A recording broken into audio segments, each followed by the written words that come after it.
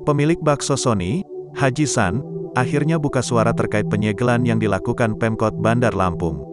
Ia mengaku tidak keberatan jika seluruh gerai bakso Sony disegel karena dianggap melanggar peraturan.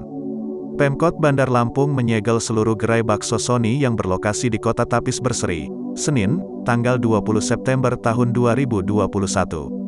Sedikitnya ada 12 gerai yang disegel secara serentak. Sebelumnya sudah ada 6 gerai yang telah ditutup. Setelah sempat bungkam dan menghindari media, akhirnya manajemen bakso Sony mau buka suara. Haji San, sang pemilik bakso Sony, dalam konferensi pers menyatakan tidak keberatan atas penyegelan yang dilakukan Pemkot Bandar Lampung. Ia hanya memikirkan karyawannya yang bakal kehilangan pekerjaan. Saya sih senang-senang aja, gak gelisah. Tapi yang saya pikirkan adalah karyawan-karyawan.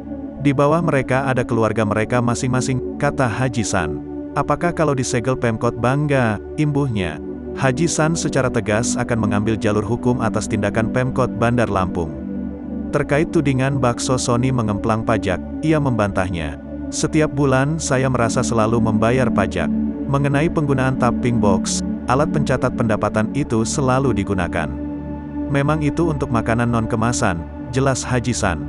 Kita punya satu lagi mesin pencatat untuk audit internal, karena makanan kemasan itu pajaknya berbeda, lanjutnya.